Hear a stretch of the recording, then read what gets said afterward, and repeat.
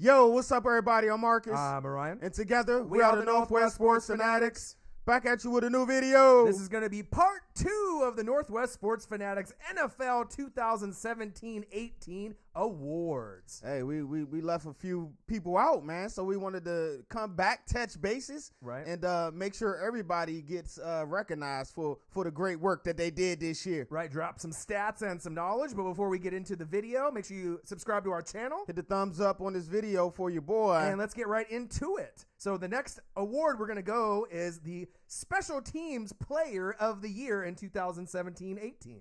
Yeah, we had some pretty good nominees for this award. You know, Slater, he's always a great one out there in New England. Buda Baker. But this year, it's been one special teamer that stood out from the rest. Right. And I'm pretty sure it's a no-brainer. A guy that I love, and I'm talking about Mr. Pharaoh Cooper. Hanging with Mr. Koopa, right? So for kick returns, 27.4 average, 1 TD, and he only had 1 fumble in the regular season. He really dictated the tempo for the Rams and Sean McVay. So salute to you. He gave him that good field position, man, that you want from your special teams. Not only the 27 on kick return, he had 12 on punt returns, and he always seems like every time they needed a big play after the opponent scored, he came back with a game-changing momentum play, and he always set them up in good field position. That's why they average one of the highest points per game in the league. Right, and with his jukes, it seemed like he always got past that first line of defense, you know, in more chances than not. So salute to you, Pharaoh Cooper. Next up, we got O-Lineman of the Year, the most underappreciated award or probably players in the whole NFL. Yeah, it all starts in the trenches, man, on the offensive side and on the defensive side of the ball. If your trenches ain't looking right, then your game ain't looking right, and that's facts. Right, and a lot of guards and left tackles get all the love. Our runner-up was Andrew Whitworth from the Los Angeles Rams, going from the Bengals great year, man, to the Rams. Only 2 false starts and 3 holding calls all year, but there was one guy that was even better than you, even though you guys don't play the same position. The O-Lineman of the Year, Mr. Underappreciated, center for the Philadelphia Eagles, fly, Jason Kelce. Check it out. 2 false starts all year and only 1 holding call for the whole season. I know. Incredible. I know he didn't make the Pro Bowl. Yeah. But he did make the All-Pro team. And to me, he plays one of the most underrated positions in the NFL, and that's the center position. Right. Touches the ball on every play, calls the protections, obviously for the offense to help out either, obviously, Foles now, right, and obviously before Carson Wentz. But 2 false starts and 1 holding call all year. He's great at run blocking, pass blocking, pulling. Watch the tape very closely. This guy is, I mean, you got a lot of other centers out there, but this guy definitely wins the award this year. All right, so there you guys have it. Let's go into some of our probably bigger awards. Right? All right, so we're going to go the most improved offensive player of the year, and most people are going to probably guess on who we're going to say. But as far as the runner-up, you may not think that this player may be in the consideration. So for runner-up for most improved offensive player of the year, it's a wide receiver. It's a common theme for the Philadelphia Eagles. Who is it? Mr. Nelson Aguilar. He had a great year, man. Right. Great comeback year, man. We pretty much, a lot of people wrote him off and was giving him that B word. Right, USC wide receivers can't do it. Labeled him a bust, but the one key thing, I got an Eagles fan that I worked with, and he said during the summer that Aguilar is ready to make the jump. That's why they traded Jordan Matthews, and I laughed at him. Right. But then when he came out, you're like, wow. Yeah, that's why every time if you go look at our old tapes, I'm always apologizing to Aguilar because I'm sorry, Right, in 2016, he only had 2 TDs, but then we saw the resurgence of Peterson, Wentz, and Foles. 2017, Nelson Aguilar, 8 TDs. So salute to you. You definitely improved, and that was a big part of Peterson, obviously with the play calling, but obviously Wentz's progression, and then now obviously with Foles going into the Super Bowl. So the winner for the most improved offensive player of the year, you probably guessed it. Who is it? The quarterback for the Los Angeles Rams, Jared Goff.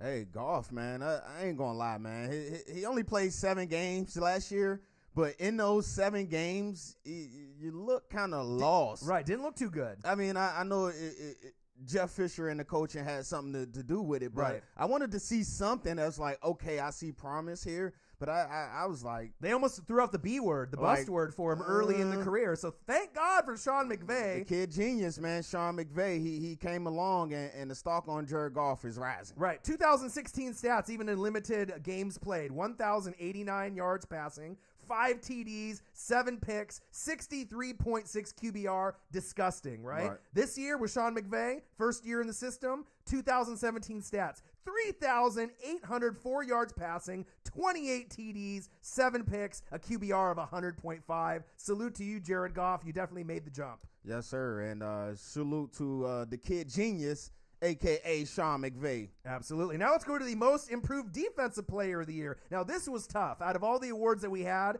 the windows for the winner and the runner-up was probably pretty close. But as far as the runner-up is concerned, we got a guy that had a fake girlfriend, but not anymore. The runner-up is going to be the inside linebacker for the Saints, Nolans, Manti Te'o. Hey, what a great bounce back year Huge bounce back for Mr. Manti.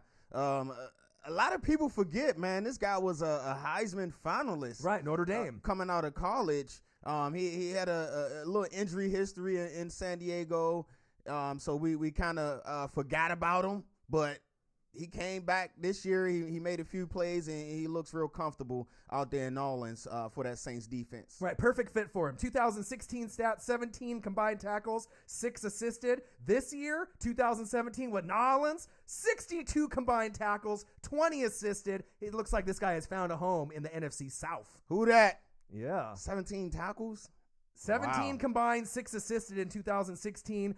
2017, 62 combined, 20 assisted. That's a jump from 23 total all the way up to 82. And I think he played in all 16 games. I believe he did this as well. Year. He didn't have a really like eye jumping or like, wow, he had a really good year. Right. You know what I mean? The stats is not going to jump off the paper for you for this guy, but he looked comfortable. He looked like he found a home, and he made a few plays that we used to see him making at Notre Dame along the way. Right. So the winner of the award for most improved defensive player, and you're like, who the hell could do better than that? It's going to be the cornerback that shifted to free safety, going from the Browns, thank God, all the way to the Bills. Who are we talking about? Oregon State's own Jordan Poyer. Bills Mafia, what it do? Bills Mafia. So 2016 stats, 39 combined tackles, 10 assisted, 0 picks. Wow. Right? This year, 2017, 95 combined tackles, 32 assisted, shifted from cornerback to free safety, 5 picks on top of that as well. Amazing. Hey, he was when I first moved to Oregon, you know, it was the whole Oregon State, Oregon thing. Right. And one of the players on Oregon State that stood out to me was Jordan Poyer. He was really good at the corner position. He got to the NFL. I think he got drafted by the Eagles, or they picked him up. Yeah. One or the other. But it didn't work out in Philly. So then he went out to Cleveland. Right. And he started to get a little more playing time. But then he went out to Buffalo. And he's definitely found a home in Buffalo to go with Tre'Davious White and also Micah Hyde. They got a real formidable secondary. Right. Bills Mafia, salute. Right. How many guys could switch positions and improve their numbers that drastically? 39 combined, 10 assisted, 0 picks at corner. And then you go 95 combined, 32 assisted, 5 picks at free safety. Salute to you. All right, so let's move on to the next award. We're going to go Comeback Player of the Year on offense. Yes, man. It's like I said, there's a lot of good candidates for this award. There's one guy that stands really far and beyond everyone else. It's a no-brainer. Right? So the award for Comeback Player of the Year on offense is wide receiver for the Los Angeles Chargers, Keenan Allen. It still feels weird saying that. Los Right, Angeles Chargers. It does. It's weird. But what a great year from this guy, man. Bounced back off a ACL injury. I'm not gonna lie, I was kind of skeptical because I believe it's his second in I want to say like 5 years. Mm-hmm. So I was kind of skeptical on what he would look like coming back off that injury.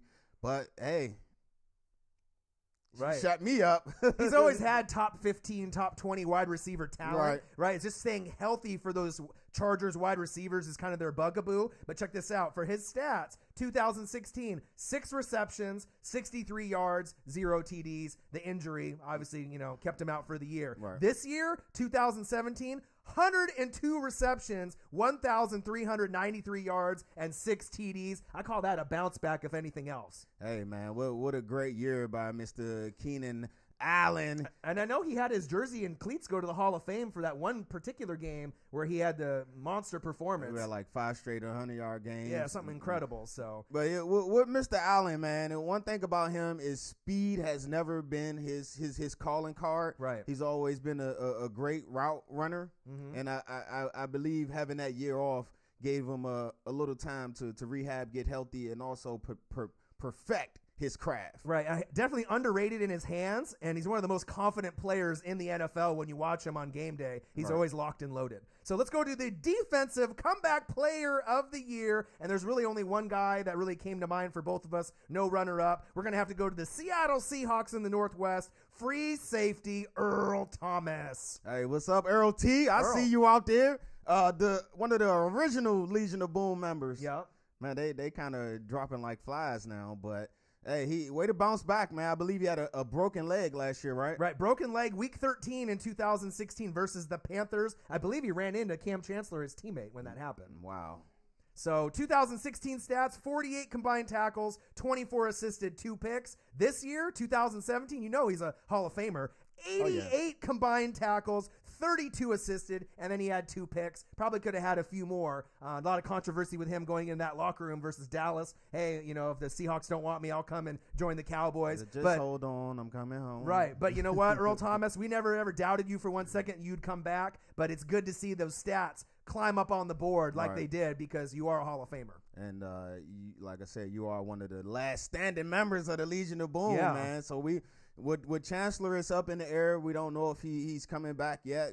Pete Carroll said this might be a career. Sherman's getting a little older. Injury, and Sherman's coming back off the Achilles. So we'll have to see how they look. Man, just hold on out there, Earl. All right, so the next award we have is going to be the Golden Leg Award. Obviously, in soccer, they got the Golden Boot, but we got to give kickers some love. We love kickers. Kickers need love, too. Kickers need love, too, just like O-linemen. And the kicker that wins the Golden Leg Award for Northwest Sports Fanatics, Greg Zuerlein, Greg the Leg, a.k.a. Legatron. Yeah, I know he got hurt towards the end of the year, which was kind of disappointing because he's definitely a huge weapon. Right. I believe that he had the most points out of any kicker, even though he only played in 14 games. 158 points. I believe he edged out Gostkowski for the Patriots, but he went 38 for 40. 38 for 40. I mean, if you're not talking about consistency, I don't know what is, besides maybe going 39 for 40 or 40 for 40. But I don't think we've had a kicker go 40 for 40 in a season anytime that I can remember. He was on his way to break the record for most points scored in the season, I believe, as well, before he got injured also. Right. So Legatron, Greg the Leg, salute to you. And then the last 2 awards, but they're not really awards. They're just kind of things that we want to throw out there. Most disappointing offensive player. You see my face? Of the year. And this really touches home to somebody named Marcus Hill. So the most disappointing player of the year on offense was... Who is it? Hey, man. Hey, the most disappointing player for us on offense was, I mean, you got to go Terrell Pryor. Right. I mean, it sucks for me to say this, but you got to look at it. I know he got hurt. You know, he had I think an ankle problem. But last year, man, you came off of 77 receptions, over 1,000 yards, 4 TDs. Right. For the Cleveland Browns with 5 different quarterbacks. Right. Amazing. I mean, this guy could legitimately look like going into free agency. He could be a number 1 or number 2 receiver and really help your team win games. Hey, but then you came in 20 receptions this year, 240 yards, 1 TD. Man. With Kirk Cousins throwing to you, arguably top 15, top 10 quarterback in the NFL. Right. From day one, you guys just didn't find that rhythm, that cohesiveness, and it also played a big part in that was when we got you the ball, you was dropping it. Stone hands is what they call them. You had some timely drops, man. I mean, nobody wants to drop the ball, but when it's 3rd and 7, you're moving, trying to get points, you're wide open for a 12, 13-yard first down, and you drop it. You fell out of favor because you was dropping the ball. We wouldn't get production, and then they had to slide Dotson in, and you went to the bench. So I'm definitely disappointed because I do like your measurables, man. You got the size, you got the strength, you got the speed, you had better hands to me at Cleveland. So I don't know. Maybe this was just a bad year, but hopefully you can bounce back. The main thing also, too, is he slid down the depth chart. He went That's from what I'm number saying. 1, number 2 wide receiver all the way to number 3, number 4 option. Hey, and then by the time towards the end of the year before the injury, he was like 5th, 6th, 7th option where they weren't even looking. And then he came out the cut, was like, oh, man, I'm injured. I got an ankle injury. Like, come on, man. Right. So, and then let's go to our most disappointing player of the year on defense. And look at Marcus's face. This might touch home a little bit closer to home than he wants to. So the winner of the most disappointing player of the year on defense is? Man, Mr. Josh Norman, the $75 million man. Right. What's up, J-No? What's up? I mean, you was out there balling for the Panthers. They didn't want to cash you out. And so their skins came and said, all right, man, we'll cash you out. We made the playoffs last year. We believe we won defensive playmaker away from changing our whole complexion of our defense, and it'll help us get farther in the playoffs. But, I mean, in 2016, when we signed you, you had an 82 grade, according to Pro Football Focus, and 3 INTs with not bad, but for $75 million, I mean, come on. Right. But look, you ranked 22nd. 22nd, $75 million, get you a 22nd ranked cornerback in the league. But then you go to this year, 2017, you had an even worse year. You had a 79 grade. And that's good for 53rd out of all cornerbacks. I didn't even know it was 53 cornerbacks in the league. For real. And you're 53rd. Zero interceptions. And you remember just a few years ago when he was on the Panthers, some people thought, is he a system guy? Yes. Because the front seven for the Panthers was so strong, right? And they had so many weapons and they didn't want to throw at him. At one point when he was on the Panthers, he was considered top 2, top 3 corner in that year. So this kind of degrade in his stats is just kind of puzzling. 2016 stats, 67 combined tackles, 15 assisted. We know he can tackle, but the big thing is the money compared to the interceptions. Interceptions, 3 picks in 2016, like Marcus said. 2017, he went 64 combined tackles, 17 assisted. So similar tackles from the year before, but 0 picks, and he's gone from 2, 4, 3, and then this year to 0. That's not what you want for a guy you're paying $75 million. $75 million, man. I mean, you're pretty solid in coverage, but we paid. Well, I said we. Right. Yeah, we paid you. The Washington Redskins, we paid you for the game-changing plays. Right. And you got, I mean, I've seen games where you're in position to make plays and you drop it. You drop the interception. No game-changing plays. I do give you this. Since Peanut Tillman has left, you have took over the Peanut, the little Peanut fumble. You got that in your game. I give you that. But as far as interceptions and a 79 grade, 53rd, $75 million. He's had at least 5 or 6 balls that have touched his hands this season that he should have at least intercepted. Half of those, if not more. 0 picks. 0 picks. So that is our conclusion of our Northwest Sports Fanatics NFL 2017-18 awards. Comment below if you have any others that you think that are different. Special teams, O-lineman, most improved, offense, defense, comeback player, offense, defense, golden leg award, best kicker, most disappointing, offense and defense, and so forth. But before we end the video, make sure you subscribe to our channel. Thumbs up on this video for your boy. And make sure you comment below, and we'll be right back at you with another video. All right. I'm Marcus. This is my guy, Ryan. Only got one question for you. Who you know talk sports like us? Northwest Sports Fanatics. Comment below. Josh Norman.